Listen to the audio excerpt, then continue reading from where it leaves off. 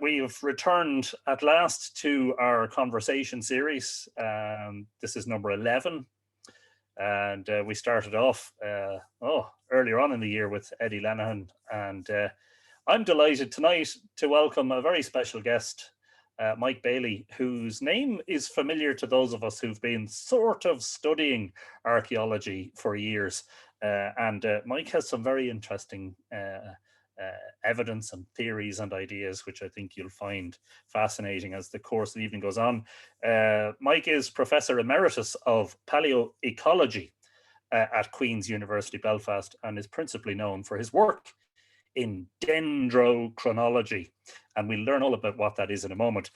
Before we get going, I do have a couple of announcements. The first one is that my next guest in the series, I'm delighted to announce, will be none other than the very, very, very well-known author, Morgan Llewellyn. Now, because of Morgan Llewellyn's situation, we are not going to be able to do that episode live. That episode will be recorded because of COVID restrictions. That will be a socially distanced recorded episode.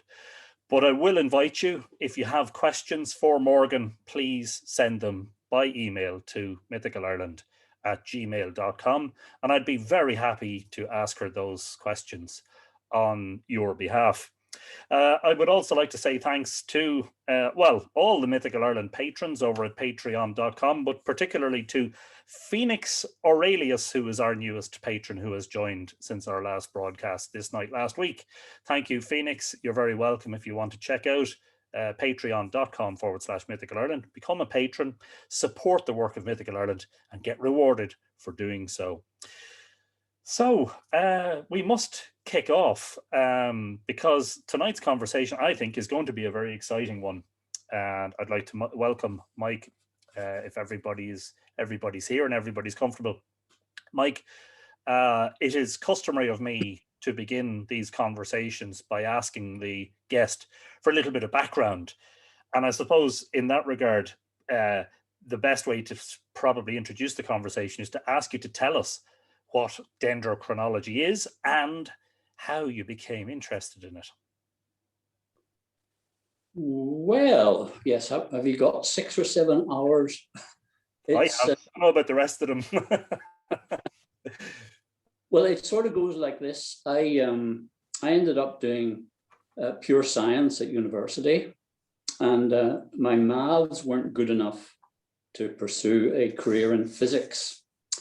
And by chance, because a chance I think comes into these things a lot, I discovered archaeology and decided I wanted to be an archaeologist. And in those days, really quite weird things could happen because professors could split jobs in two and give you a part-time job without so much as an interview or anything else. So I ended up being taken on at Queen's archaeology department in the Paleoecology laboratory to look into the possibility of building a tree ring chronology. And I like to think it was a nice coming together, because to get a tree ring chronology built and to have it correct, you do need a pretty scientific point of view. You don't want to be playing around with tree rings. You've got to make it work. So I started in to build a tree ring chronology. And the reason for that was that Queen's had bought a radiocarbon laboratory, and they had bought that to date peat sequences from peat bogs. So there was a great deal of interest in the environment of the last 10,000 years.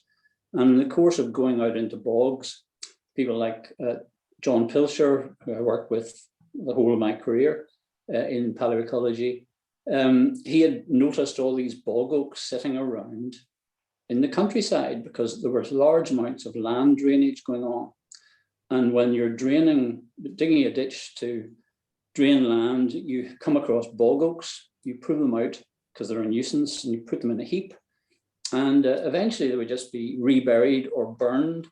But John and myself got a chainsaw, and we went out and we started cutting oak trees, dead oak trees, slices out of bog oaks. But we also then, because we wanted the method to work, we started accumulating living trees because oak trees are cut down pretty regularly on estates. So people very kindly gave us samples of living trees, and then we could get samples from buildings and what have you. It turned out there were lots of oaks available. And the idea was to try and build a chronology from the present back for thousands of years by overlapping the ring patterns. Right? Let me just show you what I mean by that. All right.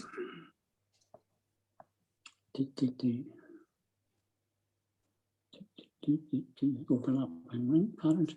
Yeah, if you can see that. So the idea is you start off with. We can't see that, Mike. Sorry. Oh, I wonder That's why okay. not. Try again. It done. Right. Yep, we see it now.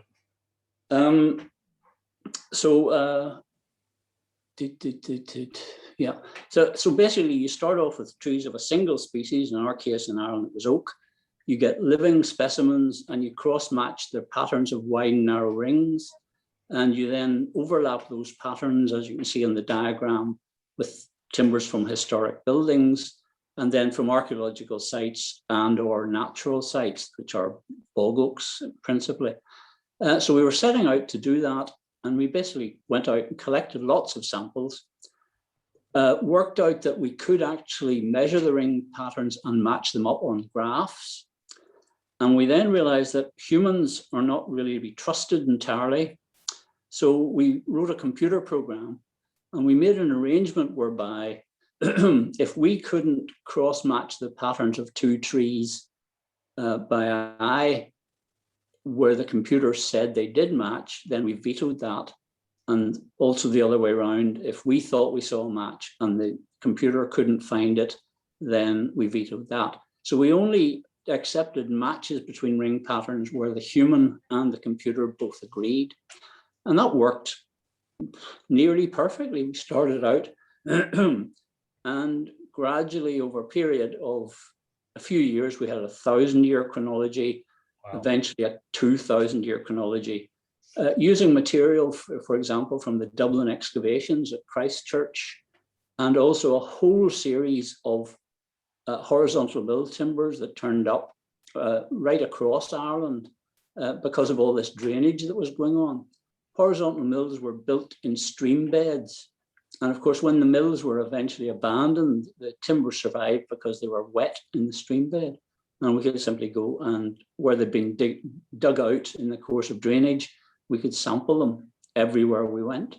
So we had acres and acres of oak samples. In fact, I think the numbers are well up into in excess of 10,000 samples now. Wow. So let's just go back to the talk. So that was basically what we were doing. And the idea was, if we could get that chronology built for thousands of years, we could then take samples of exactly known age wood out of our chronology and give it to the radiocarbon laboratory, and they could measure the radiocarbon age. And that, of course, is the calibration process. You're calibrating radiocarbon against tree rings, which are absolutely dated. And that was the aim. So that's how I got into it. Fantastic. Can I ask you, I had several questions. You've answered one of them, which is I was going to ask you how many samples. The first question that immediately springs to mind is, as you got involved in creating this record, was this a new science, or was it just a new science in Ireland? Basically, we were the first people in Ireland to try it. There had been almost no work in the British Isles. There had been a 1,000-year chronology built in Germany. And of course, the home of dendrochronology had been the American Southwest. There's a big laboratory in Tucson, Arizona, where they had built very long chronologies from the sequoias, the giant redwoods in California, and also from bristlecone pine, which grow at very high altitudes, and where individual trees can live up to 5,000 years. So our job was slightly different because we didn't have any trees of that length. Typical oak was about 200, 250 years. So we had to make a lot of these overlaps to build the chronology. But the good thing about it was that we had lots and lots of samples. Yeah. And that meant we had the opportunity to replicate things, to build and rebuild chronologies, and make sure we got the same answer. So how far back do we now have a record for in tree-ring chronology? Well, in Ireland, the chronology that we finally published, once we had it complete, went back to 5289 BC and was 7,200 years long when we published it. Wow.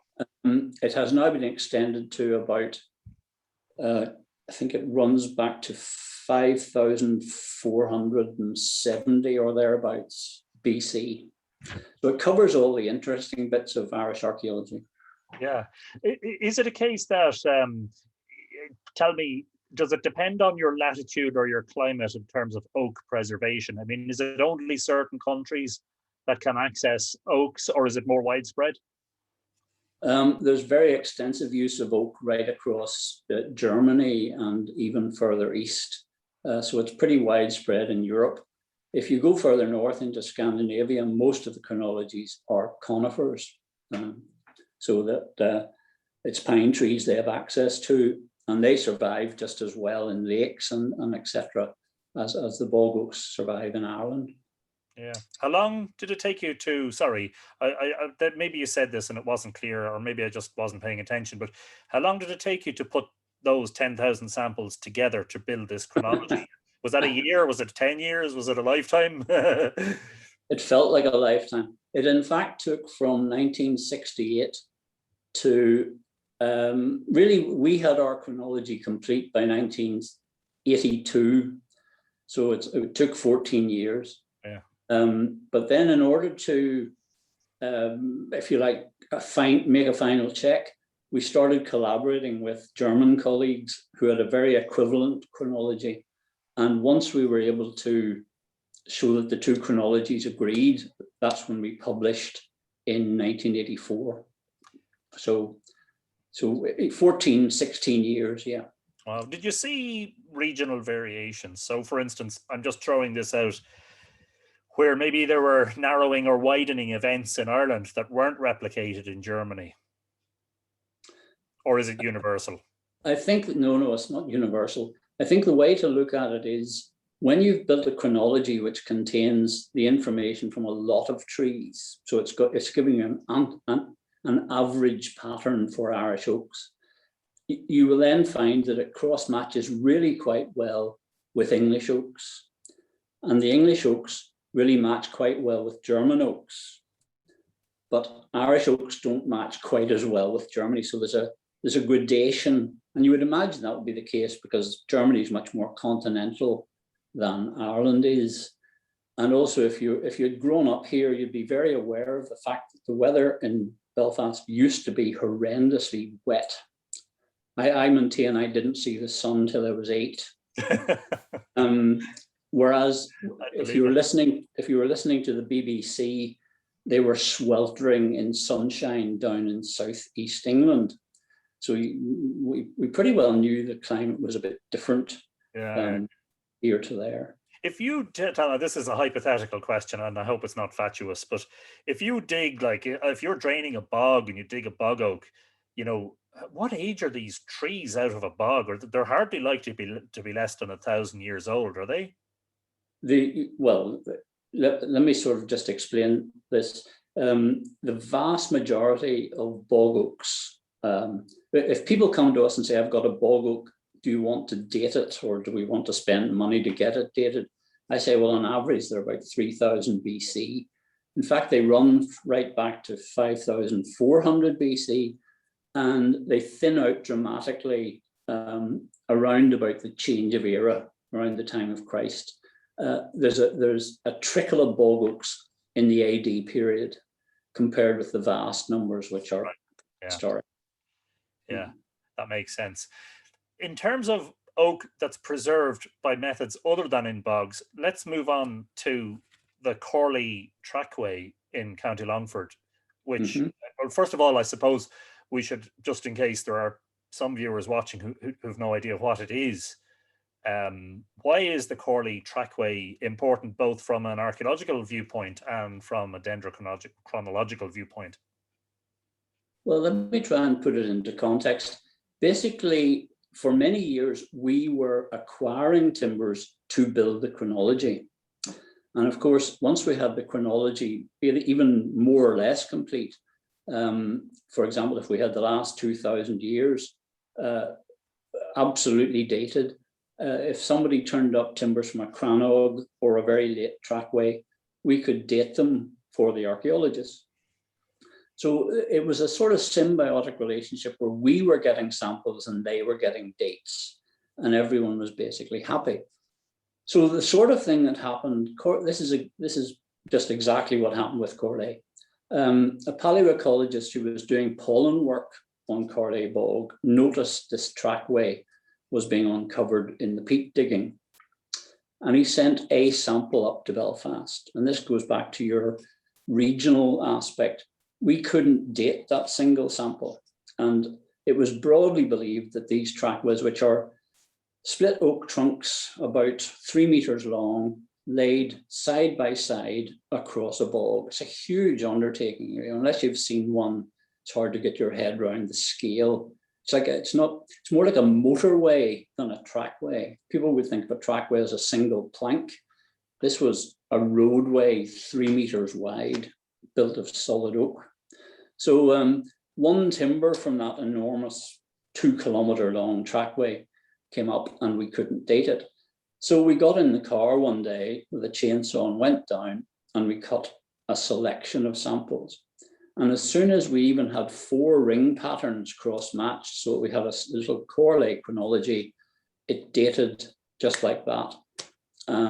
Very high correlation values against the master chronology. And it dated to 147 BC. And I was thinking, oh, that's interesting, because that's the only known 2nd century BC site on the island of Ireland. I thought, oh, what I'll do is I'll send a postcard down to the guys in Dublin and let them know that there's a bit of trackway. Somebody really should go out and record a bit of it. So I sent a postcard to Vic Buckley, who was in the Archaeological Survey in the Republic. I know Victor, he actually lives in Drogheda. He's a longtime friend of mine. He used to be my research assistant a long time ago. I sent him a postcard basically down saying somebody should go out and record a bit of this trackway. And he got Barry Raftery, the famous archaeologist from Dublin, to go out and dig a section. And while Barry was out digging this trackway, they found 36, I think, other tracks on the same bog. Not the same scale, obviously, small ephemeral things with brushwood and what have you. But this created enough excitement that within a year, there was an archaeological wetland unit formed for the Irish Republic. So I like to think that little postcard was strategically important. So it's. I would say it was absolutely. Now, this is where we stray really into our own comfortable realms here on Live Irish Myths, because there's a possibility that the Corlea Trackway is mentioned in mythology, isn't that right? Yes, Richard Warner then in the Ulster Museum picked up on this, because there's an Irish tale, The Wooing of Etain. Yes, and in that there's a description of the building of an enormous trackway, like the best the world had ever seen. And the strange thing is that the dates given for the king who was reigning at that time and who was responsible for the building of the trackway, round about 140 to 100 BC, close enough to the dendro date to make you think, wow, this sounds as if there was a folk memory of the building of this trackway. Now, there are 2 schools of thought about this sort of thing. Richard Warner's view would be that, yes, this is the same trackway. It's in the right part of Ireland. It's the right date. There are other voices like Jim Mallory, who doesn't believe that there's any mechanism for this information to survive over long periods. All I can say is I would go with Richard, and would contest Jim's contention that these things are made up. I think I've seen enough stuff to suggest that there's a core of truth in some of the mythology. So, well, in a sense, we're going to be jumping about a wee bit here, because later on I'm going to be talking about events that showed up in the tree rings, and one of the events is a very, very seriously bad downturn for Irish oak that runs from 1159 to 1141 BC. Starts really quite abruptly in 1159, and what intrigued me was that in this story of the trackway in the tail, there's the mention almost casually of 1,012 years between two events. And if you add 1,012 to 147 BC, you get 1159 BC. So it's almost like they knew of an event that took place. It's a very, I mean, what does 1,012 mean to anybody? You know, it's just, it appears to be a random number until you realize it's the spacing between the building of that trackway and a major environmental event, which you could argue is of no significance except in my head, but it's the sort of thing I find slightly intriguing. Well, what was the nature of the environmental event? Can you tell us more? Well, this is as good a time as any to switch into the outcome of finishing the long chronology. So by 1984, we had published the Belfast long chronology, and in a sense, we were out of a job because we had, our work was done. We had provided the samples to the radiocarbon lab. The calibration results had been measured, and they were actually published in 1986, the Belfast high precision calibration. And when you're out of a job, you do look around for other things to do. So one of the things we started was running a commercial dating service for, well, sorry, we weren't actually out of job, we were academics. So university doesn't sack you as soon as you finish the project. Yeah. But the university liked the idea of money coming in. So we were running a commercial service to date samples for archaeologists, or indeed for paleoecologists who found bog oaks and wanted to know what age they were. So that was one thing. But the other thing was we had this long chronology, and in a sense, we'd never really looked at the chronology. You see, you're building it by overlapping the patterns, making sure it's correct.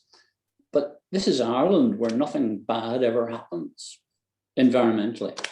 You know, I mean, it never gets hot, it never gets cold, sometimes gets a bit wet, but you know, there's nothing of any consequence ever happens. We don't have any volcanoes. So then it just so happened that two Americans published an extreme event at 1627 BC in bristlecone pines, and they were pretty sure that it was such a severe frost event in the growing season that it had to have been triggered by a big volcanic eruption. And they suggested that that eruption was Santorini in the Aegean, also known as the island of Thera. Now, when they published that, I went and looked at our trees that grew across 1627 BC. And lo and behold, as they say, there was a severe downturn in oak growth in Ireland in the same year. In fact, it started in one tree the year before, so I call it the 1628 BC event. And because of this suggestion that it might have been Santorini, I got involved in trying to work out how unusual were these very narrow events in the trees. And that gave rise to a piece of work on which I have been dining out really until quite recently, from 1984 onwards, because a series of dates dropped out of the oaks, which include the dates, the center point of them, 3195, 2345, 1628, 1159, 207 BC, and AD 540. Sorry, when you say dropped out, what do you mean, Mike? In front of my eyes, these extreme events just stood out in the tree ring. And the way I defined them was I went through every single tree and I picked out its narrowest growth ring and plotted up these to see how often these clusters of very narrow rings occurred. And those were roughly 1,000 years. So these are rare events and they're very extreme. And it didn't take very long to discover that they appeared to be related to other things going on. And one of the things that right at the start was that the Danes had published evidence from the Greenland ice, which in Greenland, the snowfall arrives each year. It's so cold it doesn't melt, and it then gets compressed by the snowfall from the next year. So you have like a layer cake of snow, which eventually is compressed down into ice, and you can actually count the layers. They normally count them by looking at chemical signatures, but in some cases they could actually see the layers and count them manually, not just by doing chemical analysis, but by simply looking at them. So they had a long record of ice, and if there's a big volcano, it dumps sulfuric acid in the snow onto the ice, and it's then preserved in the ice. And there were a series, in 1980, there had been a series of volcanoes, big volcanoes recorded by the Danes with dates. Now, their dates weren't like tree rings, they weren't precise calendrical dates, but there were dates like plus or minus 50 years, plus or minus 30 years, whatever. And several of these dates coincided with these events in the Irish trees. So we published that as a suggestion that Irish trees were also recording the effects of volcanoes, and in this case specifically, possibly the eruption of Santorini. So let me get this right. This was first seen in bristlecone pine in the United States. Yes. Also seen in the ice cores from Greenland, and then also seen in the bog oaks from Ireland. No, it was first of all seen in the bristlecone pines, and it was then seen in the Irish trees, in the Irish bog oaks. Now, there was nothing in the bog oaks to tell you that it was volcanic, and nothing in the bog oaks to tell you that it was Santorini. But the Americans had already suggested that this event was Santorini, and we were seeing the same event. So we simply went along with them and said, well, it looks like it is a big event because we're seeing it as well. Yeah. So that's how that came about. Can I ask you just a question, Mike? And this is just so to get our heads around, how do tree rings form? So why is it that the narrowing of tree rings indicates low growth? So for the uninitiated, I know a little bit about this because I've read your work, but perhaps there are others who don't. The tree puts on flesh, so to speak, on the exterior of it each year, is it? Yes. If you think of the tree as a cylinder of wood made up of all the growth rings from when it effectively was born until you get to this year, and it's got bark on the outside. Now, under the bark, you have the cambium, which is the living wood of the tree, and those cells, when the tree wakes up, say in April, those cells start to divide and put on wood immediately onto the bark. And they put on, in that year, a ring's worth. Now that ring can be wide if the tree's got plenty of warmth and plenty of moisture, or it can be narrow if it's, let's say, cold and there's a drought, something like that. So in other words, the trees are by and large doing pretty much the same thing every year until things change and the tree goes, oh, I didn't like that, and you get reduced growth. But the events I'm looking at are not just reduced growth, they're extreme events. They're the narrowest rings in the life of long-lived trees. So does that sort of answer your question? Yeah, it was just purely so that we could get a picture of exactly what the process is. How long, so you've identified several what we call narrowing events. How long do they last? I mean, are we talking 2 or 3 years? Are we talking 10 years? Are we talking 20 years? These ones, when you went and looked in detail at them, they tended to run from, for example, from 3199 to 3193. When we looked in detail, there's one starts in 2354 BC and runs on to at least 2345. So it's basically a decade. And similarly, the one in the AD 540s is quite long drawn out. The one in 207 BC is very short. It's almost a single year. But the one that starts in 1159 and runs to 1141 is 18 years in duration. And that causes people like me to go, well, what was happening to people in Ireland? Yeah. What was going on? Things may well have been pretty rough here.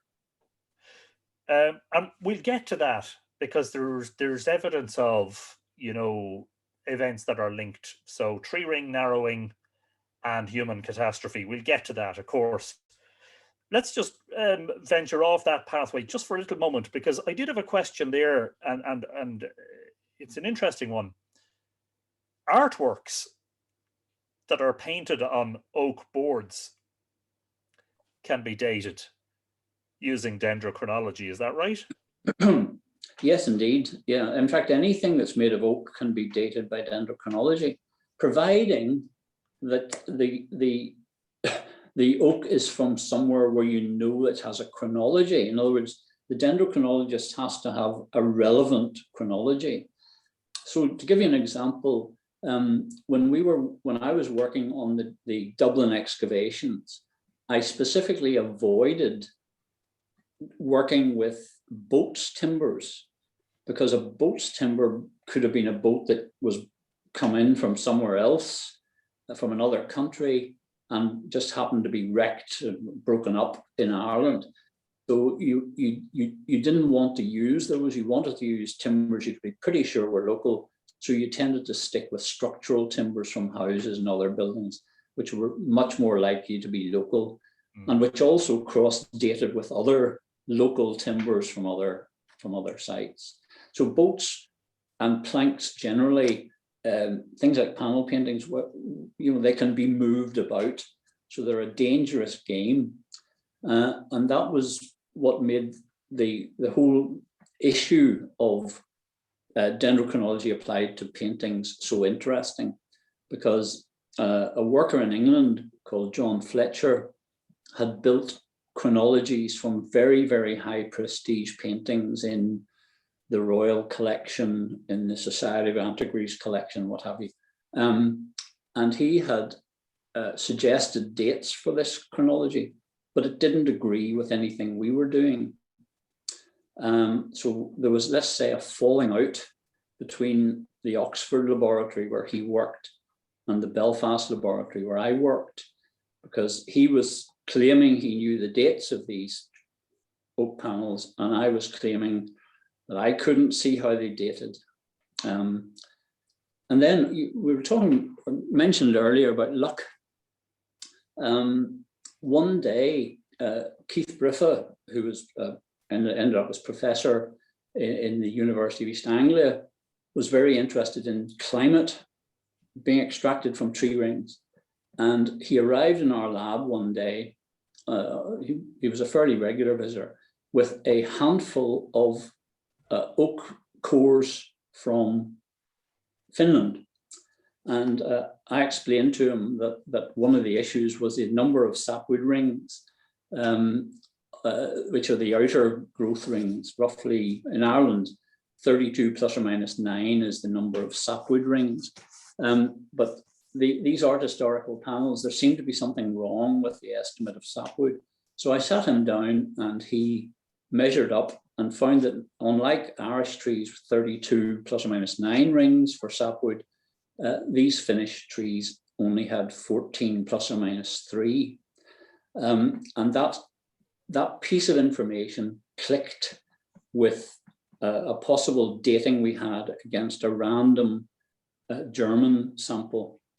And the end result of that was we were able to prove eventually that all of these oak panels that were being dated in England were from the Baltic. The timbers had actually come from somewhere in Poland. And that gave rise to a redating of the panel painting chronology. So yeah, I know that's far too much information, but it just gives you an idea of the sort of side shoots you can get into in a subject like this. It's fascinating. So the narrowest ring events, which you've mentioned, but let's go through them just again and throw them out there. So we've one in 3195. I presume that's BC. Okay. BC. Mm-hmm. So the first thing that jumps out at me there is that is the time. That's the time frame in which the likes of Newgrange was built, roughly speaking. 2345. 1628 BC, 1159 BC, and 209 BC, and then 540 AD. So we've got, what, 6 narrowing events. In some of those cases, you found that, you know, there were other things, well, of course, the later ones in particular, there were other things going on in the world that suggested sort of wider catastrophes. Before I get to that, I suppose the obvious question here is, if we saw that today, if we had the sort of conditions in the climate to lead to such narrowing events, and say they lasted 15 to 20 years, what kind of effect do you think that would have on the human population of the world if it happened right now? I have little doubt that any of those events repeated today would collapse civilization. There's just as let me just show you something. Sure. And make this work again.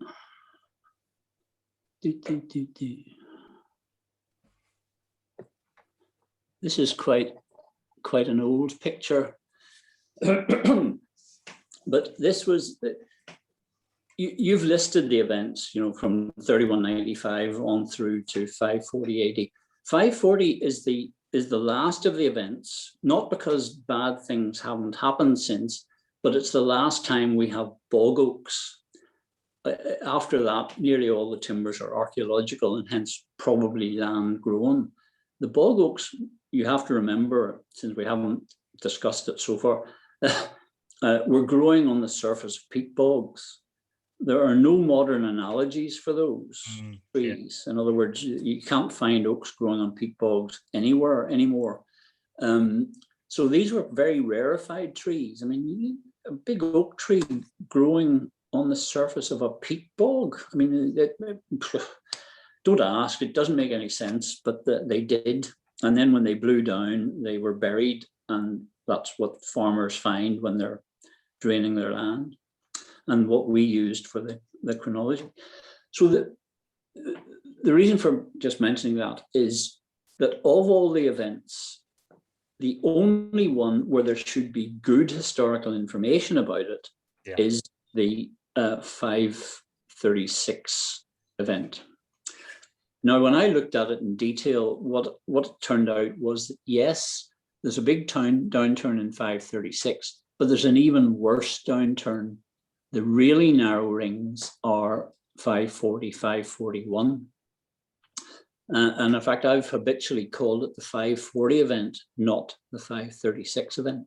But the 536 event had been noticed by some people as a historical dust veil.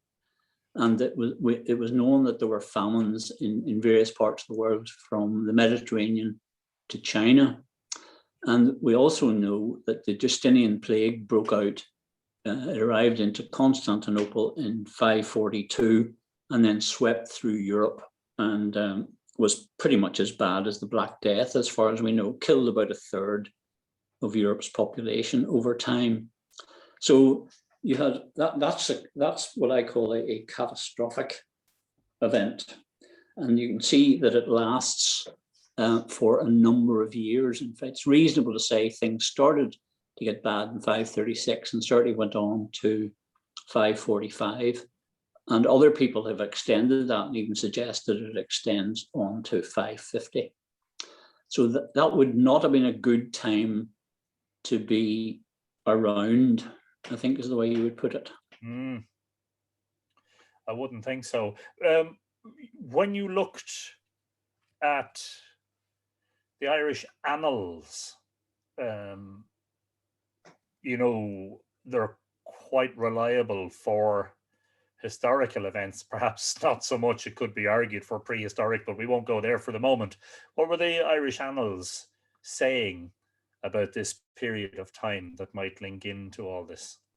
Well, you see, one interesting thing is that they do mention in 2 different years the rather cryptic failure of bread, which I've put there are these 2 events at 536 and again at 540.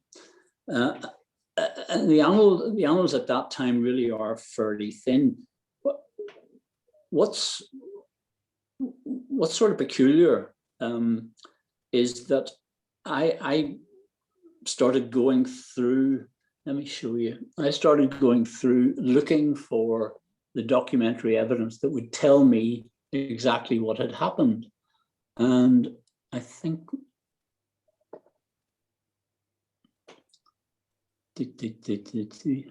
well, okay, that's the sort of stuff we were seeing. Records of dim sun and dry fog, terrible famines, a hiatus in the setting up of stelae, stones with recorded stories on them with dates. There's a hiatus between 530s and the 590s, and then you've got the arrival of the plague. So it's a very, very bad package. Let me try and show you hopefully. Let's see if it's this one. Yes. So what I found, actually, I'm an outsider to history. I'd done a science degree and ended up in archaeology and related subjects. So I went along and started looking to see what was available. This is, of course, pre-internet, so you had to actually go to the library. And what I found is a famous writer in the Mediterranean stops writing in 538. I thought, it's interesting. Malalas, who had been writing rakes of stuff about history of the Mediterranean at that time, writes only 21 lines for the whole of this critical period. And you're thinking, that's odd. I particularly like Zachariah. His first 9 volumes end in 536, and it just simply says volume 10 is missing. You know, I've gone, that's sort of slightly intriguing. And the one that really got me was I was in the library one day browsing, and I noticed an early history of the popes on the top shelf. So I pulled down the relevant volume. It had been published by a member of the Inquisition in 1750. And I looked up the date, and it said 539. The following year, AD 540, nothing happened worthy of notice. And you begin to see that there's something going on there. You've got a profoundly bad event with famines and plagues. No mention anywhere of it happening. And you have to ask yourself, who controlled, where did Zachariah's volume go? Somebody decided we didn't need to know that. So this is the sort of excursion that takes you into, if you like, interesting places. To cut to the chase, the church didn't like what was happening at 540 and suppressed it. Yeah. That's just a throwaway, you know. Well, I think it's probably valid. One thing to notice about the annals, and we have done some episodes about the annals, is that they are terse. They're generally very, very brief. They record the reign of kings. They record the deaths of kings and the deaths of abbots and church leaders, etc. They record astronomical events like eclipses and eclipses of the sun and the moon. I think there's comets in there, and occasionally something else. For instance, some of the Viking raids on the passage tombs and that sort of thing. So if they're mentioning from around 540 onwards, such things as a veil over the sun, a darkening, prolonged eclipse sort of thing, that gets your attention. Failure of bread is a fascinating one. What does that mean? I mean, it's not like the bread fails. It's more like the wheat, the crop that you need to make the bread, has failed. Yeah. And if that's the case, then there's something fairly significant going on in the climate. Right. Well, I thought I knew what I was going to say next, but it suddenly disappeared. Well, I'm going to show you another picture. Just hold on a second. Please do. So, this is the sort of thing which I thought was very interesting in the context of what we've just been saying. I went to Brennan's 1840 foundation dates for Irish churches and sees from an ecclesiastical history of Ireland, and I plotted them out. And you can see that the church in 1840 thought that Christianity had arrived around about 450, as you start to see the foundation dates. And then there's a slow trickle of them until you get to 540. And immediately after 540, there's this huge set of foundations of churches. Now, of course, modern scholars would go, oh, sir, you can't believe any of that. These people were just... But I look at it this way. That's what the church thought had happened. Mm. They effectively defined that the major expansion of Christianity in Ireland was immediately after 540, which is pretty intriguing. So, well, let's speculate for a moment, because there's no harm speculating, and, nobody's reputation is on the line by just speculating. Well, I could speculate and say that there was a very major climate disaster which brought with it a lot of human suffering.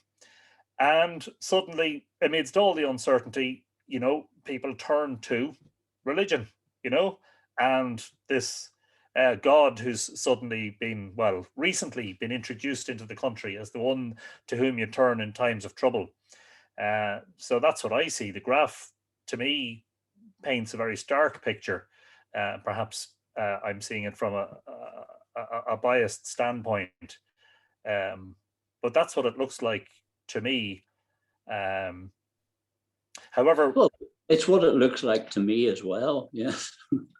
Are there other explanations for what it might mean? It's just a particularly zealous moment in the history of the church in this country when it was beginning to get a foothold, and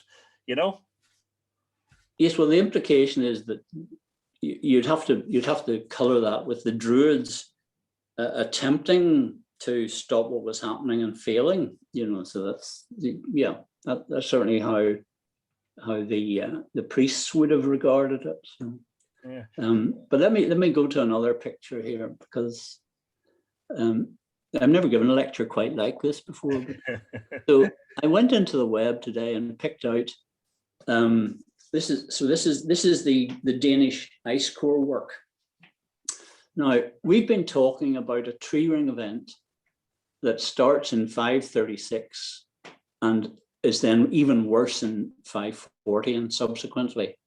And this is the result of looking for sulfuric acid. There's your SO4 concentration in the Greenland ice. And so this is the work of the Danes in Copenhagen.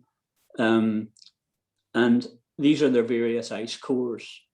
And what you can see, they've got a very big acid spike at around about 529, and another big acid spike around 534, but nothing at 536. And again, I can tell you there's nothing at 540.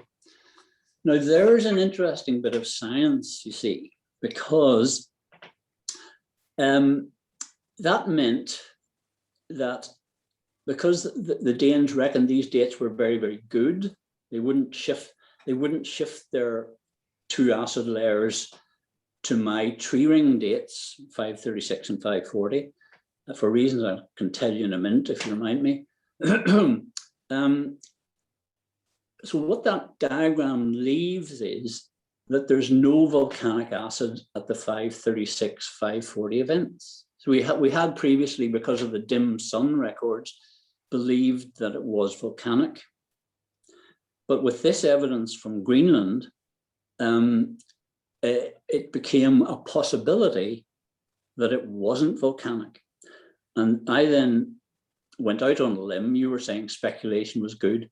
I went out on a limb and suggested that maybe the 536, 540 event wasn't volcanic, but was actually cometary. It was the result of stuff impacting the Earth. And that took me on a merry dance, which lasted from somewhere around about 1990 or 1994, right through to 2015. So basically 20 years of my life, I was the person who thought that the big event, the big narrowest ring event in the 6th century was cometary, not volcanic. Now, the ordinary layman would look at that and go, well, if the tree rings are precisely dated and the ice cores are not quite so precisely dated because they're given dates like plus or minus 2 years, why don't you just move the ice core dates to 536 and 540? And that's certainly what I suggested to the Danish workers. But the Danes had been very, very unlucky. Are you following this all right? Is this making... Yeah. The Danes had been very unlucky because when they were measuring, counting the layers of ice down their ice cores, they had unfortunately made a 7-year error at around about 1000 AD. And the result was that their dates were too old by about 7 years before 1000 AD. And that meant that as they got down the core, they came to a big acid layer at about what they thought was 79 AD. It was actually about 86 AD, but because they had an error of 7 years, they dated it to 79. And of course, they thought that was Vesuvius. So if they had Vesuvius in their ice core, then they knew their dates were right.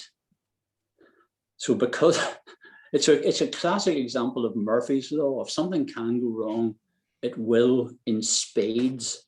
A 7-year error at 1000 AD meant that they thought they had Vesuvius when they didn't. And that meant they were absolutely certain of their dates, but they were wrong. And it took until 2015 to sort that all out, which made me rich and famous in the meantime. Well, no, I published a couple of articles. So just let us ask the obvious question then. What was it that caused the, let's call it the 540 event, as you prefer to label it? What is the most likely cause of that? Well, all you have to do now is look at this diagram, which is still in front of you. You just move it forward 70 years. So the big spike moves to 536, and the smaller but still extended acidity event moves to 540. So we now know because there's a lot more detailed work has been done. And in fact, samples have been analyzed looking for glass shards from volcanoes at these points in time. We now know that there was not just one big volcano in 536, but several, probably at least 3. And then there were other volcanoes in the window 539 to 543, producing that rather extended peak that they have dated to 534, but which we now know dates across 540. So basically, the whole event, we now know since 2015, is volcanic. And it's a volcanic nightmare scenario. In other words, if this sort of thing happened again with several big volcanoes going off at once and then repeated a few years later, yeah, basically it would be almost certainly civilization stopping event. Well, on what sort of, sorry, Mike, just purely because I'm not well versed in this area, on what sort of scale would each of those eruptions be? So for instance, we had an event about, what, 10 years ago in Iceland. I can't remember the name of the unpronounceable volcano, Eikjavon, or something like that. Yeah. And it caused a huge ash cloud and stopped airplanes from flying and all that. I mean, are we talking 3 of those, or are we talking something on a bigger scale? No, those are squibs. They're minor events, are they inconsequential? Well, no, see, one of the big problems is in the real world, it's very difficult to date volcanoes because all you've got is radiocarbon to date stuff that's buried by the volcano, and radiocarbon is really not good at getting you down to better than about a century most of the time. So the problem is that we don't have a complete repertoire of known volcanoes to see which ones actually erupted. There's a big one in El Salvador, which may well be one or other of these, but I mean, that's a separate talk somebody could give on who the candidates are. Jill Plunkett, who's been working on the tephra from these ice cores in Belfast, supplied by the Danes and also by the Americans, she's been identifying several different tephras, i.e. several different volcanoes, and she believes that they're probably Alaskan. So several big eruptions up in Alaska may well have had the contributed to the 536. I think when you come to 540, it's felt that the volcano was somewhere on the equator because it shows up pretty clearly in Antarctic ice as well as in Greenland. Wow. So that's a situation which has resolved itself from people like me wondering, could it be cometary? Yeah. To now we know really very certainly that it's fundamentally volcanic. Are any of the other, Mike, the other major narrowing events, they're all the pre-BC, the prehistoric ones, could any of those be put down to cometary impacts, or has the whole thing been? Well, you're asking a question that, you see, one of the, just to be conversational, you see, I'm retired, and with COVID, I haven't been going into the university for the last year.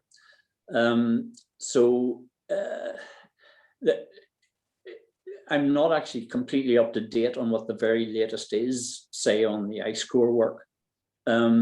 So we're probably in the position where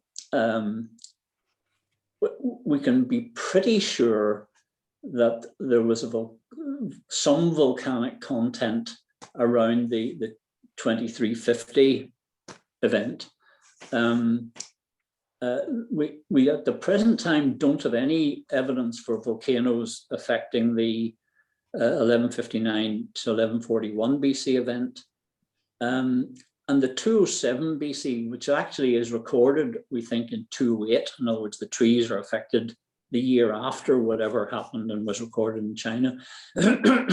it's still in with the possibility of being extraterrestrial rather than cometary. But these are all open questions. In other words, we don't have the answers. The one that we're now pretty certain is not cometary is the 540 event. That was the one we thought was probably cometary. And there's a very interesting circumstantial story about that if you want to delve into it. How are you doing for time? We're 1 hour in, and we usually go for about depends. We usually go for about 1:15 to 1.5 hours. So. Oh right, well that's fine. So well, okay. What do you want to ask next? You want to just take that graphic off the screen again? Oh, sorry. Yes. Yeah. There were some what we might call side issues about biblical history and Santorini and the Exodus and Velikovsky that I thought we might throw into the discussion along the way. Where does all this link in with the biblical Exodus? Well, you see, again, that's another what you would call a side excursion. Once we were involved with the American bristlecone frost ring at 1627 and our oak starting a downturn in 1628, circumstances were such that Val LaMarche, who was the American dendrochronologist, died in 1988. And in 1989, there was a huge Thera conference, the Thera 3 conference on the island of Santorini. And because I had published on this, I got invited because Val LaMarche couldn't be invited. So I became, if you like, a dendro mouthpiece for this 1628 event. Now, one of the things which I noticed was that other people had suggested that Santorini, the big caldera eruption, in other words, this, a massive hole is formed by the volcanic emptying of the magma chamber, and then the sea rushes in, and people had worked out that that may well have had a tidal wave effect, a tsunami effect down in the Reed Sea, which is where the Exodus is recorded in the Old Testament. So it's, if you're writing about such things, you almost can't resist saying, "Oh, wouldn't it be interesting if the date of Santorini actually dated the Exodus?"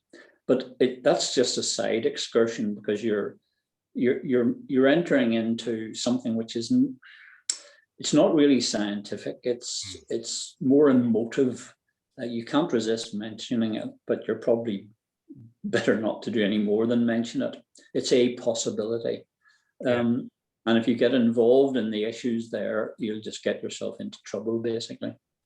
Well, I suppose you could probably say the same thing about, the veracity of mythology as historical record. And there are lots of voices in academia in Ireland who would be considered anti-nativist, who believe that a lot of it was just imported by the monks. But I'm on the nativist, a little bit more on the nativist side. I believe that there's enough core truth in some of the myths that can tell us about the actual events in prehistory. When did the idea that cometary impacts rather than volcanoes be involved in some of these events actually sort of come to the fore?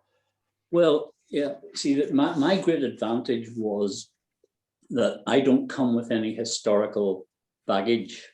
In other words, I'm not following any party line.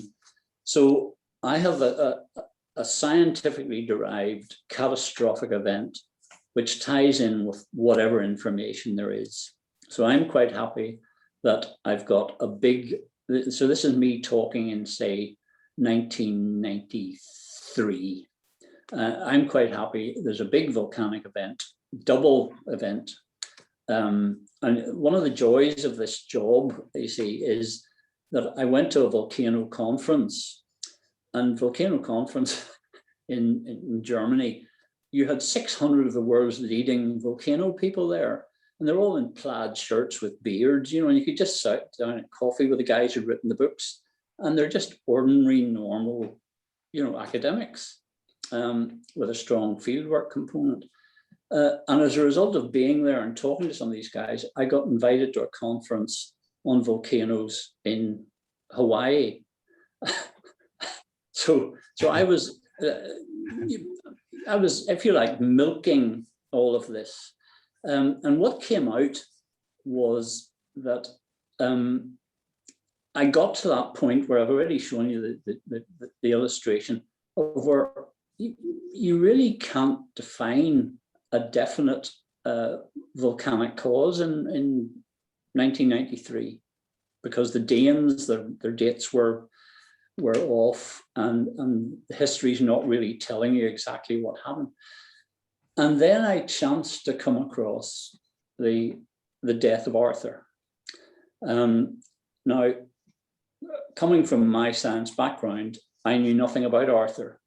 So I went to the library to start looking up King Arthur, who's traditionally died in 542. Let's sort of hint there. In fact, as you read about him, other ideas are that he died in 539 or even 537, and you start to think, hold on, we know the dates of Julius Caesar and we know the dates of Charlemagne. This enormously important King Arthur, we don't actually know what year he died. That raises some interesting questions. So there I was in the library looking up about King Arthur. And what I discovered was I was reading about Cuchulainn, the Ulster hero. And I thought, so go back a minute. And I had to sort of reread that bit. Oh, I'm reading about Cuchulainn because his stories are basically the same as the Arthurian stories. In other words, Arthur is just a Celtic deity. And I went, oh, heavens, I didn't know that. I thought he was King Arthur, who was busy fighting Saxons and stuff, which is what the history books appear to tell you. Well, it turns out the people who've studied this have long since concluded that he is just a deity, Celtic deity, which is almost never mentioned in the popular milieu. So I went in and started reading more about this. And I remember I'm coming at this as a complete outsider. I know nothing about mythology. In fact, I never liked mythology. I didn't like the way dragons could be dragged in and weird stuff happened without any explanation. And there was a lot of magic. So I had never liked mythology and never read it until I got to this point with Arthur, Cuchulainn, and then I discovered that Cuchulainn, who is a bit of a character, was the rebirth of Lugh. Now, by this stage, remember, I was starting to think not volcanoes, maybe comets. And as soon as I read about Lugh, the scales fell from my eyes, because in the story, the king Brest says to his druids, why is the sun coming up in the west today when every other day comes up in the east? And they say, oh, that it were the sun. What's coming up in the west is Lugh of the long arm, and indeed the mighty blows. And I thought, okay, what can come up in the west as bright as the sun that isn't the sun? And the only thing it can possibly be is a comet. So, I mean, that was it. I knew the answer. The 540 event, because of the death of Arthur, is a cometary event. Now, you might say, well, hold on, you're getting confused here, Mike, because you've already told us that the ice cores have been moved back up and it's all volcanic. Well, the answer to that is that people were seeing comets. In other words, Gibbon records a comet in 539, and Halley had been passing in the early 530s. So that people were conscious of comets, and they were suffering horrendous environmental effects from a distant volcano that they would have no concept of. Yeah. No newspapers and no internet and no nothing. No easy travel of news from continent to continent. Yeah, absolutely none. With the result that my feeling is that they were blaming the environmental event they were suffering on the comet they could see.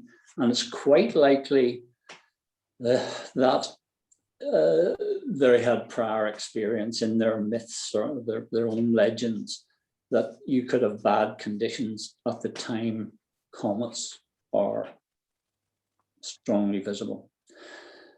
But you see, one of the things about this 540 event, which is particularly interesting, let me show you. Let me try to show you. Let's see where it is.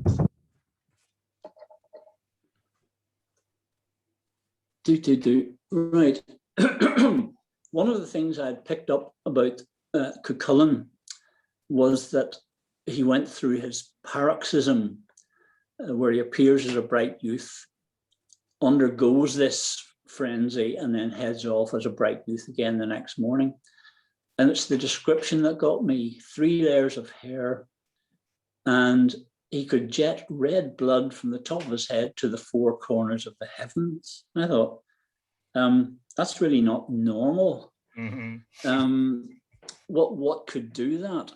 And also very strange detailed descriptions. One of his eyes receded into his head and the other came out onto his cheekbone. So I'm confronted with this and I'm thinking, that's really very, very strange indeed. So I went along and was lucky enough to find a book in a charity shop, which had these photographs of Donati's comet in 1858, as drawn by the astronomer Donati through a telescope. And here you have multiple layers of hair and a remarkably good rendition of somebody with eye problems.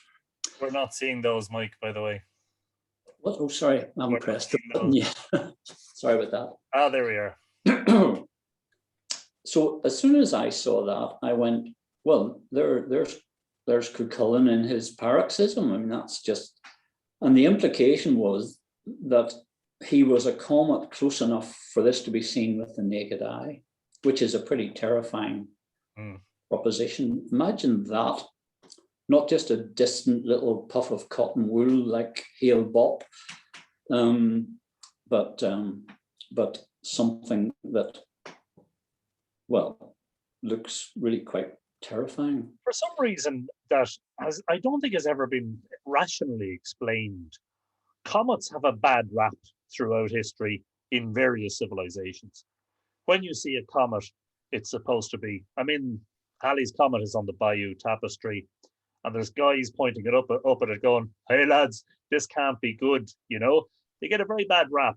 And it may be that, as you say, events that occur on the Earth that are perhaps cataclysmic or disastrous in some way, that happen in proximity in time, maybe 5 or 10 years after a huge comet like this has passed by, seem to be automatically associated with that, apparition, the appearance of a comet. But the two things may not be related at all. Is that right? Yes, I mean that's my current conclusion to all of this. Basically, that what happened around 540 was that people confronted with a comet which was visible, and it was recorded in both the Mediterranean and in China, and was visible for several months. So you had an in-your-face comet visible, and horrendous effects coming from distant volcanoes of which you had no conception whatsoever. And if you had prior lore that comets could be bad news, you would tend to assume that it was causing the bad conditions on the ground. Yeah. So 540, in my view, was no longer caused by a comet, but certainly comets got the blame. Yeah. We had, of course, and he's watching tonight, Patrick. Hello there to Patrick McCafferty. We had Patrick on as a guest a while back, and we had a most fascinating discussion about all of this. And I just think it's interesting that, as I said, I think on that night to Patrick, that one of the real frightening things about comets, not just, I mean, look, prior to the past century, maybe century and a half, we know a lot more about comets now. And of course, since Schumacher-Levy 9 smashed into Jupiter, we've had all these disaster movies about the world ending with a comet or asteroid impact. The biggest difficulty, I think, that they present, and especially from a religious standpoint, is their utter unpredictability. Whatever about Halley and periodic comets, is the fact that great comets literally appear out of nowhere. We now know that they originate in what we call the Oort cloud beyond the solar system. They get sucked in by gravity, maybe of the sun, maybe of Jupiter, one of the larger bodies. And on their first trip around the sun, sometimes they can be enormously spectacular. If they happen to come within a close distance of Earth, they can put on a terrific show. Everything else is predictable. The orbits of the planets, eclipses of the moon are predictable. Easter and the religious festivals are all associated with solar and lunar events. Easter on the spring equinox full moon, Christmas on winter solstice, etc., etc. And here you have a phenomena in the sky that is utterly terrifying. First of all, because we don't know the nature of it.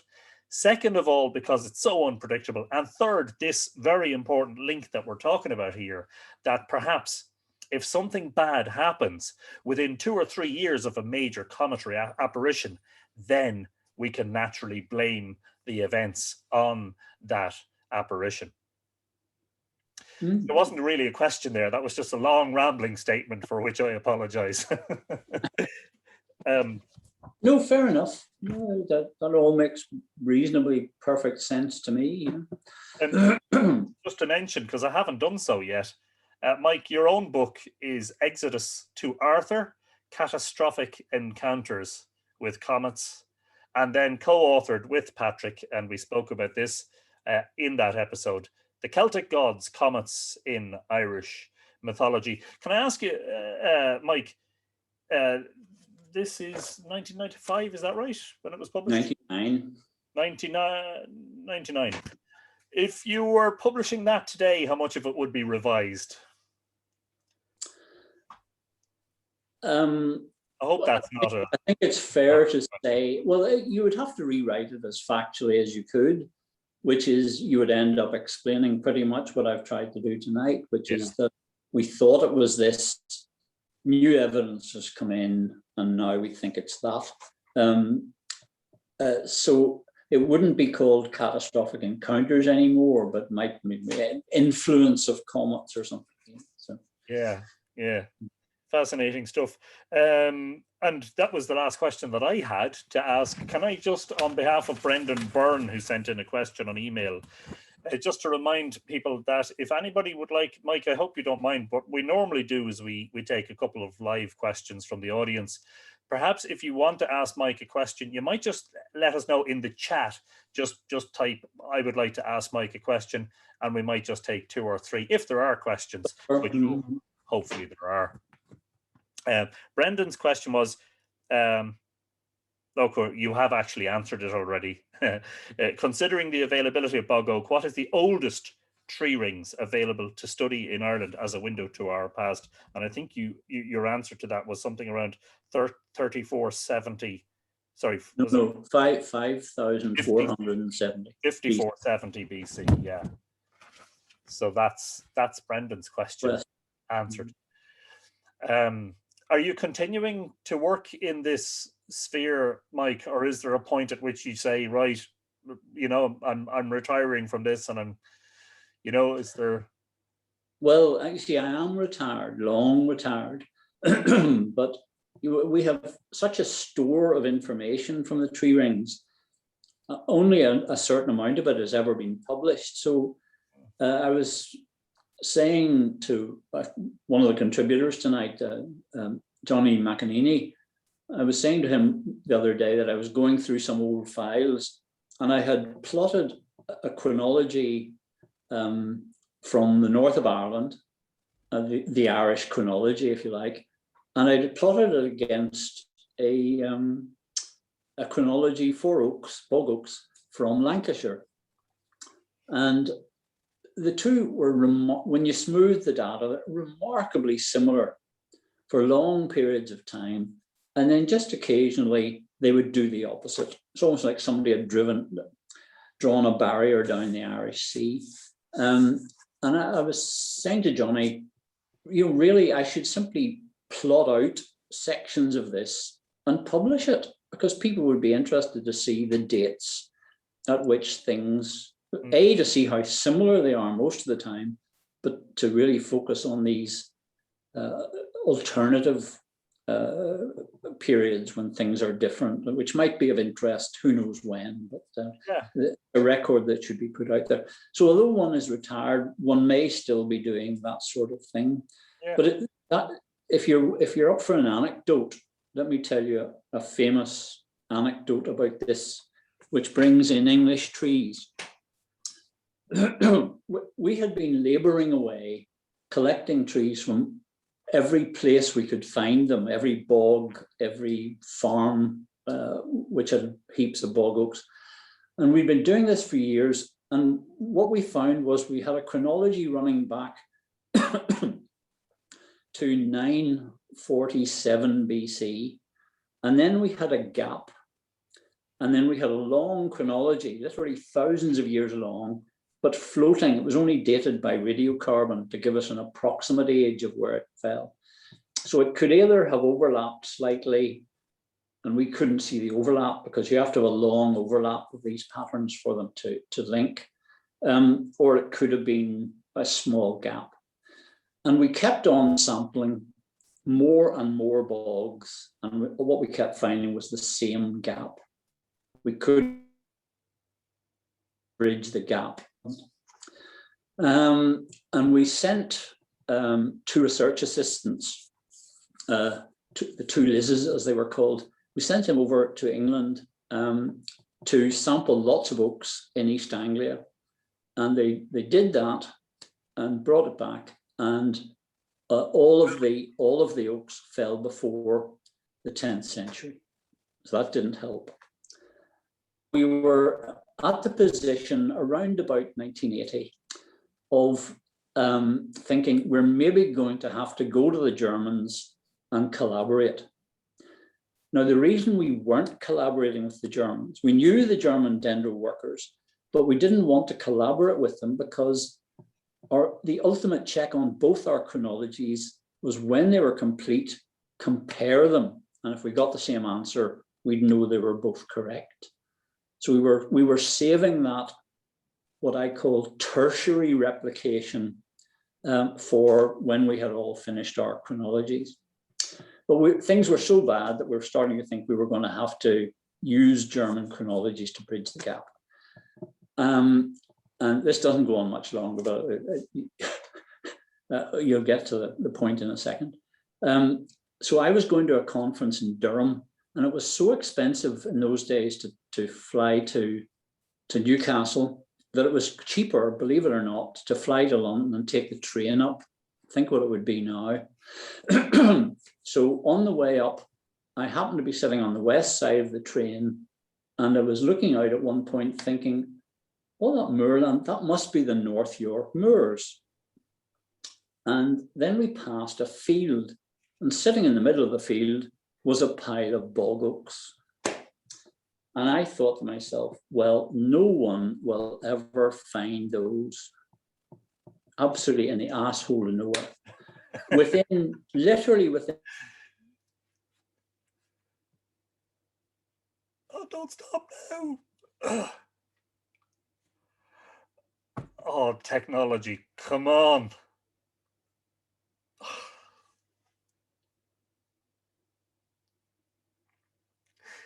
Come on, everybody, will it to come back again. In 2 seconds, spring, I wanted to look at Saxon churches, and we drove to this site because we knew exactly where it was, and found the farmer and said, can we sample some of your oaks? And he said, help yourselves.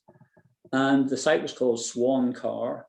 And it gave a chronology of oak that ran from 389 to 1155 BC and Wow. bridged the And gap. you saw these in a field in a passing train, from a passing train? I happened to be on the right side of the train. Wow. And they happen to be close to a grid reference.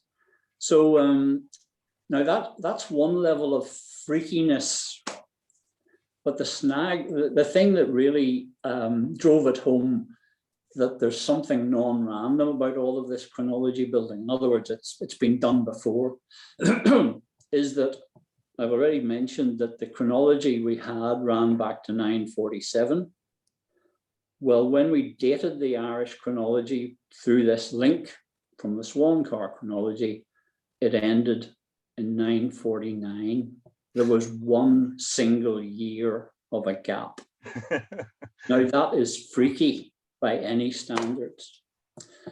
And as I say, it got to the stage, there were so many of these weirdnesses happened that I couldn't help but feel that I was just doing it again. In other words, it wasn't that I was building a tree ring chronology, I was playing the tree ring chronology virtual game that exists in our virtual universe that we inhabit. Well, I love, synchronicity and serendipity are two things that have been very, very significant for me. I don't believe in coincidence, by the way. Well, I don't believe in. I believe in more than random coincidence when something like that happens. It's like if you had caught the boat, if you got the boat, or if you'd caught a plane straight to Newcastle, you'd never have seen that. You were meant to go the way you went. You were meant to be seated on that side of the train. To do it. Yeah. Well, I was meant to do it in the virtual reality computer game. Yeah. But you see, I thought for a minute you were doubting coincidences. No, what I mean is I don't believe in the randomness of them. C.G. Jung wrote about synchronicity and the most incredible coincidences that happen to people, that the chances of them happening are so remote as to, because they're not causally related, these things, but there was a reason you were supposed to fly to London and take the train to Newcastle, not to fly to Newcastle directly or go other ways. So look, you're in safe territory here. This group is well used to talk of basically miraculous happenings, and so because you put it that way, I've got to tell you this one. Have you got 5 minutes? We are absolutely enthralled. Well, I'm speaking for myself, but I'm sure I speak for everybody. I'm sure the rest of the world. It's getting more interesting as the night goes on. Usually people start to lag at this stage. Right, I'm going to just show you a couple of pictures. First of all, this is a section of bog oak from Ballymacroom's Moor up on the Derry side of the River Bann, up above Lough Neagh. Now, we already knew that there was a sample from the south of Lough Neagh that showed a growth anomaly starting in 2354 BC. And then this oak turned up and it's got that scar. So I mentioned earlier about sapwood, the wood under the bark. Well, down at the bottom of that tree, that's actually sapwood that's included inside the tree. The tree had been damaged, the bark had presumably been interfered with by some physical phenomenon, and the tree then healed itself. You can see these big wide rings where it has sealed over the included sapwood. The thing is, we could still measure the ring pattern of the tree, and that damage scar is in the year 2354 BC. Now, the tree to the south of Lough Neagh, the effects which looked as if the tree was standing in water, ran on from 2354 to 2345 BC.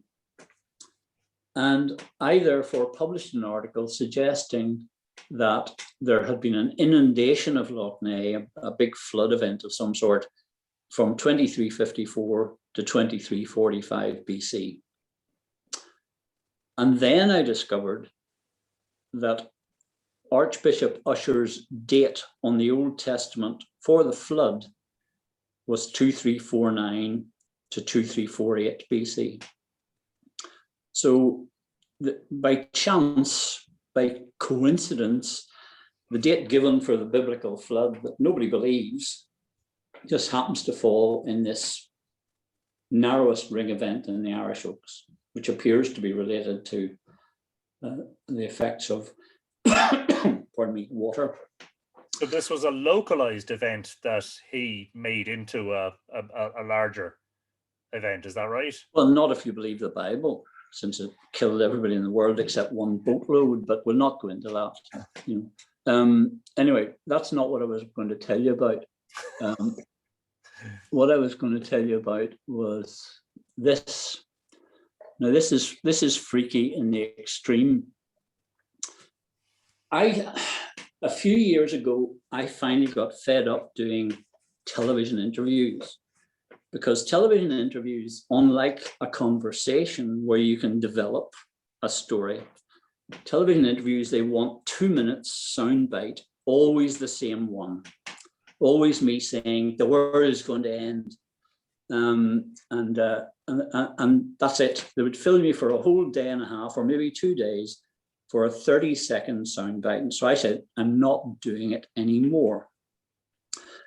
So a program was being made for the Smithsonian about the 2350 event. And I said, well, I'm not doing it, but my co-author, Johnny McEnany, might do it for you. So on the day of the interview, Johnny came into the lab and he arrived a bit early, and I was giving him a tour around the lab. And I found, sitting on a desk in the lab, this piece of wood with a square hole. Now, as far as I'm concerned, I've looked at thousands of bog oaks. I don't ever remember seeing a square hole before. I certainly had never seen this sample before, and I've no idea why it was sitting there. And its number was Q7611, which meant absolutely nothing. So Johnny McEnany was in our lab to be filmed about the 2350 event in our tree rings, which I've already shown you one of the Irish examples. Now, the guy who now does all the dendro work is David Brown in Queens, and Dave was on his lunch break. So we had to wait till he came back. And I said, Dave, what is this sample? What site's it from? So he went to the file, looked it up, and it came from Croston Moss in Lancashire. And I said, what's it doing out? And he said he had no idea why it was sitting there, because Croston Moss had been done way back in the 1980s when we were building an English chronology.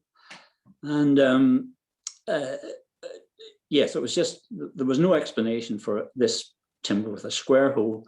Now I can tell you, and some of you will work it out for yourselves, basically this is another scar where the sapwood had been trapped inside the tree when it was damaged. And then when the slice has dried out, that bit of sapwood has simply fallen out of the sample. But still so unusual to see a square hole that I took a photograph of it. Anyway, we got the graphs out and the data. This sample had been dated, and the date of that scar is 2348 BC. Johnny was there to talk about the 2350 event, and we come across a sample which I'd never seen before, which is that date, which is just like, what's going on? So this falls into the same sort of spectrum of, it really is just a virtual reality program we're playing here. And we've no idea how that sample ended up on the desk. It should have been in the store. Why it was up in the lab, I have no idea, absolutely no idea. Incredible. We should mention too that Johnny McEnany is actually one of the participants. He's watching us. He's actually in the conversation. And good evening to you. Yeah, fascinating stuff. Deeply fascinating. And yeah, there is more to life than, well, there's more mystery to it all, and that's part of it. It is often said that, you know, there's a guiding hand, and I don't know whether you're religious, Mike, and I wouldn't describe myself as being religious, but certainly when you have these sort of things happen to you, you do sort of ask those questions about just what's going on here, you know, and sometimes coincidence is almost too incredible to believe, you know. But I want to thank you for sharing those anecdotes with us, because I think they've kind of helped to humanize the story as well, because it's not all about science. At the end of the day, this is about I suppose the doggedness of a person who's interested in a particular area of expertise. As you say, you wanted to do physics, you didn't have the maths, you ended up in archaeology, and then you find yourself thrown into an area to which you've basically devoted your whole professional life and produced what can only be described as absolutely fascinating results, which continue to be utilized. And as you say, a lot of it's unpublished, and hopefully it will be. You don't have to be religious to be spiritual, Tracy reminds me. Yes, indeed. Mike, if you don't mind, there are a couple of questions. Can I invite, sorry, I just need to scroll back up here. Karen O'Loughlin. Karen, would you like to unmute there and ask Mike your question? That's if you can. On bottom right usually is the mute. If you're on a computer, you can press Alt-A as well. No, that hasn't worked. Ask to unmute. Oh, yes. Okay, we can do that. There. I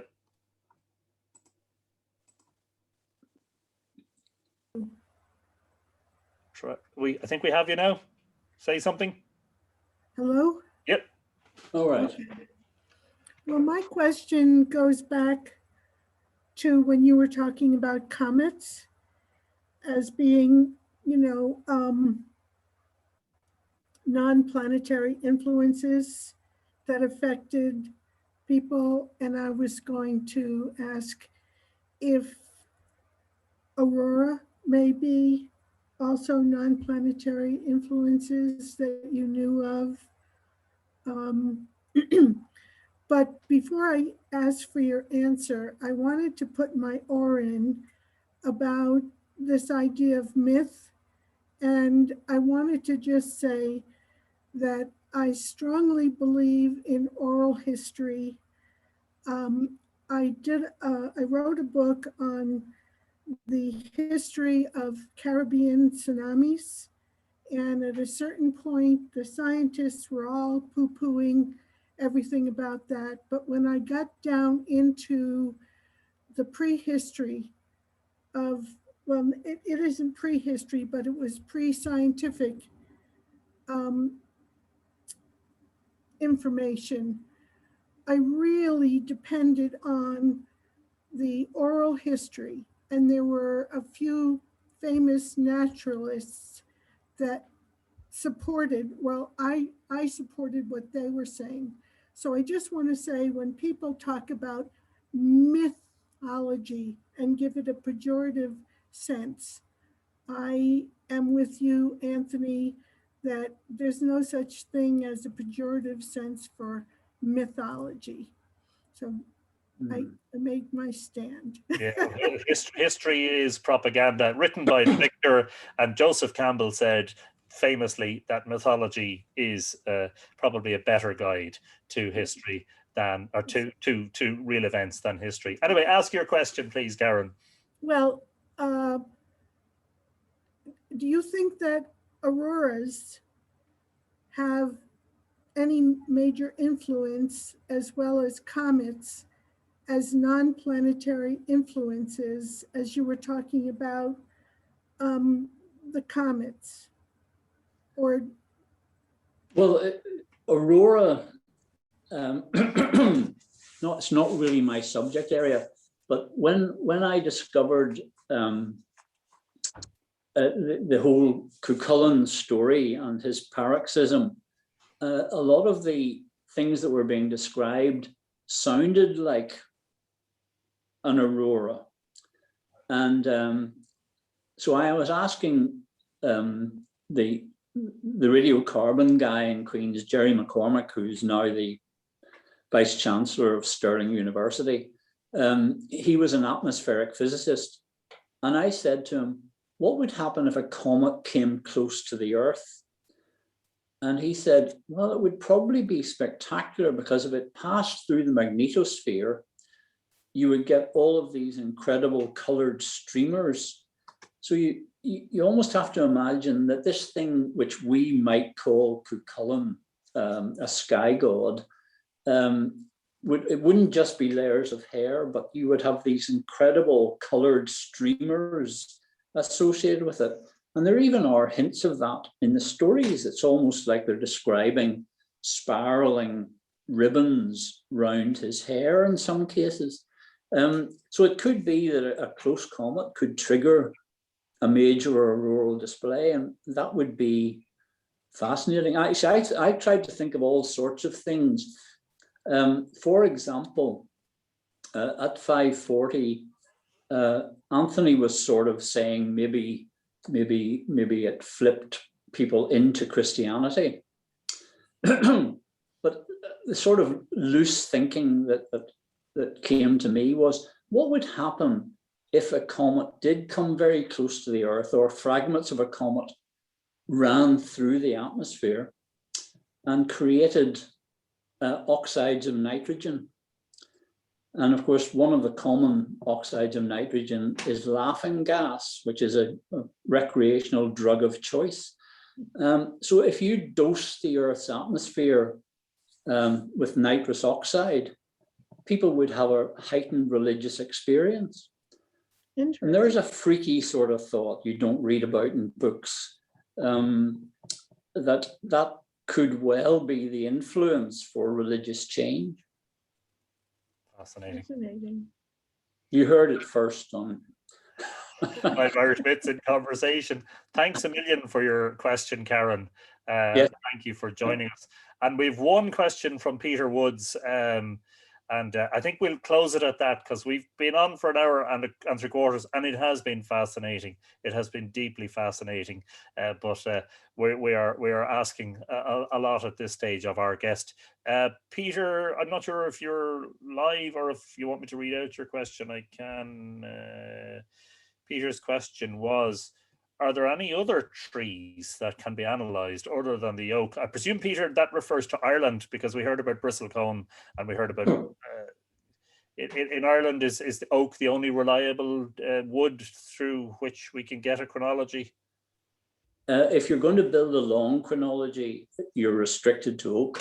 But Ireland had Scots pine from really 9,000 BC or something. And it is preserved in a lot of peat bogs. But the problem with it is that it effectively dies out around about the start of the Bronze Age. In other words, around about 22, 23, 2500 BC. So you can build long chronologies. In fact, we have built long chronologies from 6,000 down to 3,000 BC. But we can't build a chronology from there to the present day. And there's no other species which is commonly available to build a long chronology. So you're stuck with that. Wow. If you go to Scandinavia, they have 5, 6, 7,000 year pine chronologies, as they have in North America, for a variety of, well, I've already mentioned bristlecone pine, which goes back to at least, I think, 7,000 BC. So the Germans, incidentally, have an oak chronology back for 10,000 years, because oaks were available to them much earlier than oaks are available to us in Ireland. So. Yeah. Just one question that just springs to mind, Mike, before we close off. What is the average? Is there an average width between rings in the oak record? Like, if you average them out, like, what would be an average year? And then, you know, are there widening events where you see particularly good growth or is it generally? I'm often asked about good growth, and you see, the trees have turned me into a catastrophist. So I'm interested in the bad events. So if things are good and trees are growing well, you know, who cares, sort of thing. You see, it's rather poorly understood. No one has really delved into them because it's not clear they would be recorded. There are freaky wide rings. I mean, one example is that to partly answer your question, the average ring width from 5,400 BC to AD 1700 is 1 millimeter. So the average Irish oak growing on a bog was putting on 1 millimeter of growth per year, very sensitive trees. So it turned out we were working in an ideal place for tree rings. You know, so they're pretty long-lived, they're very sensitive, and they cross-match very well. So it was the ideal place to work. However, when you get to 1700, the average suddenly rockets up. And that's almost certainly because the oaks that survived to us, the modern oaks at the present time, were all planted on estates. And these were big parkland oaks, specially brought in because they didn't want relatively stunted oaks, which branched low, which would have been, I presume, the Irish variety. They wanted these big stately oaks for their grand estates. So they brought in stock from England, I presume, or the continent from the Grand Tour. So what you're actually seeing in the change in ring width is almost certainly a change in the origins of the trees. In other words, they're a different stock. And probably somebody's done genetics on it, but I'm not aware of any detailed information. Yeah, fascinating stuff. Really fascinating. Well, Mike, we'll wrap it up there. And can I say on behalf of myself, and I think on behalf of everyone who's here, thank you very much for what has been a wonderfully informative and very entertaining evening. Thank you very much. It's been a pleasure. Yeah, it's brilliant. Don't forget, folks, that if you missed part of it, or you joined us late, or you had to leave early, that the recording will be on YouTube shortly on the Mythical Ireland YouTube channel. And as usual, we just ask that if you would like to make a very small donation via PayPal for the cost of the Zoom account, that's paypal.me/Mythical Ireland. And if you chuck a fiver at us, we'll say thanks very much. Mike, thank you indeed. All that remains for me to do at this stage is to say, if everybody wants to unmute and say goodnight, we'll say goodnight. And thank you for your company. Bye, everyone. Good luck. Night. Thank you very much. Thanks, million. Very good. Michael. Thanks Good night. Good night. for watching, everyone. Really fun. Good night. Thanks, Mike. Look, Thank you. Good night, everyone. Night, everyone. See you next week. Night.